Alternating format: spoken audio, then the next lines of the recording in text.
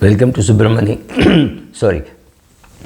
I'm going to talk to you about financial advice. So this is something which I can talk without having much notes. Therefore, I'm talking to you.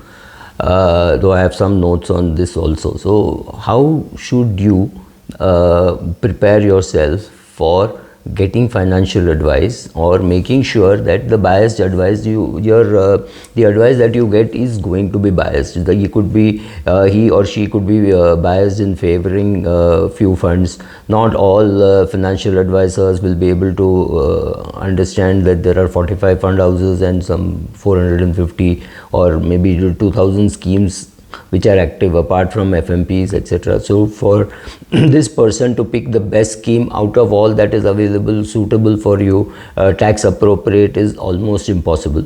So out of a smaller set, this person is going to pick some funds for you. You have to know that how is this person being compensated. Chances are when a person is offering you an NFO, chances are the compensation in that NFO is higher than in an exactly similar fund from a different fund house. So that could be a conflict of interest. I'm just saying. So understanding how what are the incentives behind the financial advice is very important for you, right? So please never confuse facts with opinions in the financial advice that you receive, and the fact that whether it is appropriate for you. It's not whether it is a good product. The question is whether it is appropriate for you. Also understand that when you are dealing with 2-3 advisors, which could mean just one advisor and one bank, the chances are, if the advisor is polite, he or she is not going to tell you about the incentives which a banker has in selling you a wrong product, and the conflict of interest of the advisor who is on the bank rolls to give you a product which is good for his company, and when the chicken come home to roost, to say, oh sorry sir, but I have left that bank, or I have left that company, whatever. So that also happens. So understand whether that person is a owner, whether he is a employee, how long will he stay there, right? All these questions are important, because if you take medical insurance when you're 35 and the claim has to be made when you're 55, extremely good chance that that person is not going to be around. I'm not even talking of 20 years, even if it is 5 years, that person may not be around. So knowing how that person is being compensated is of course important. Knowing whether that person is going to continuously render that service to you in the geography in which you are, that is also important. So don't confuse facts with opinions, with what that person is competent. He may be saying something perfectly right. He may be saying, look, term insurance is good. I completely agree. But term insurance with a limited pay, term insurance with return of premium are completely toxic products, and that is not what I mean. When I say term insurance, I mean pure term insurance. I'm not even talking of riders, because riders are more complicated for you to understand, right? So it's important for you to know what is advice, what is appropriate for you, right? And how is being compensated, that we have already spoken about. Not all financial advisors are created equal. There would be some young kid who has just come into some veteran, and I'm not saying going to a veteran is good, because the veteran could have a vested interest in saying, oh, it does not happen like this anymore here, right? This is how it was, and this is how it is, and this is the only company which will pay you the claim. This company will not pay you the claim. You have to trust the government. You've heard all these dialogues. So you have to be careful in finding out how useful it is. Normally I have found that the middle range path, don't go to a 70-year-old, don't go to a 20-year-old, go to a 40 or 45-year-old. That could perhaps be a good solution. It is also possible that you go to one person to get all your doubts cleared, etc., on a fee basis, saying, okay, just give me gyan on all this, do a portfolio review. After that I'll get execution done by somebody else. That's also possible, right? So understand the need for advice and the need for buying products need not come from the same source. It could come, but it need not come from the same source. And not all financial advice is created equal, nor are all financial advisors created equal, right? So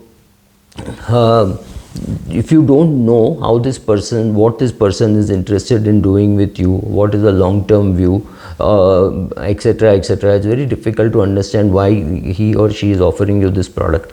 If you have a 10-year, 20-year relationship with somebody, you know what this person is capable of doing, what he or she has done for you, how pushed you to write a will, pushed you to talk to your brother, pushed you to talk to your parents, right, pushed you to do all those things which you are not willing to do, sat with you, with your wife, with your children, and advised on what is to be done. Your children also know what he is capable of doing, right? If somebody has created some relationship like this, that is good, because understand that your net worth increases after all the compensation that person has got. So one is to say, oh, I put 9 crores, the market has made it 17 crores. Yes, but perhaps he held your hand and made it 17 crores, made sure that their money grew. Is there a conflict of interest in that? Of course there is no conflict of interest in that, but could it have been better, could it have been worse? These are questions which are very difficult to answer, but start developing the expertise, especially as your AUM goes up. For example, when your AUM is say 8 crores or 7 crores or 6 crores, the advisor may suggest that you should put some money in PMS, and then maybe it's right, maybe it's wrong, maybe it makes a lot of sense, because how the PMS is taxed could be different from how a mutual fund is taxed. So you need to understand all those things, and there is nothing right or wrong, because I know people with 3-4 crores go and put 1 crore or 50 lakhs in a PMS, and then they find that the PMS is doing better than the mutual fund. There are times when the mutual fund is doing better than the PMS. So creating one extra asset class is not bad, considering that there are extremely good fund managers available in the PMS space also. The quality of disclosure is good, so things have changed in the past 5 years, 7 years. So why is this person giving this advice is very difficult for you to know, but if you don't know that, then the advice could be biased, and that is what you have to take care of, right? When somebody comes to sell you a product, for example, even when you're buying a vehicle, let's say you go to the Mahindra and Mahindra showroom and they tell you all great things about the Mahindra car.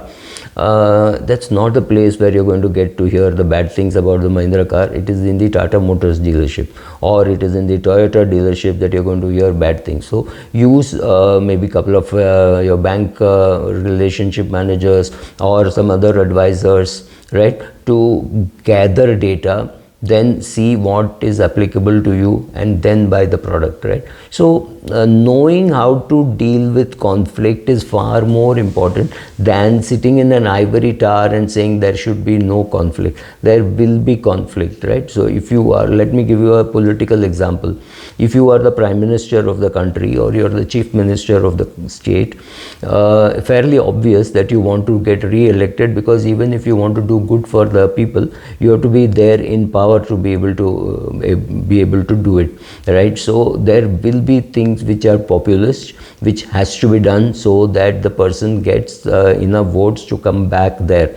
So are you expecting some saint to say, oh, I don't want any publicity, I'm doing this for the good of my country? It does not happen, right? So similarly, you have to find the data that comes to you, see why that is being told to you, and then act accordingly. To think that conflict of interest will not be there, or it will all be conquered, you're living in some, what would you call, fool's paradise.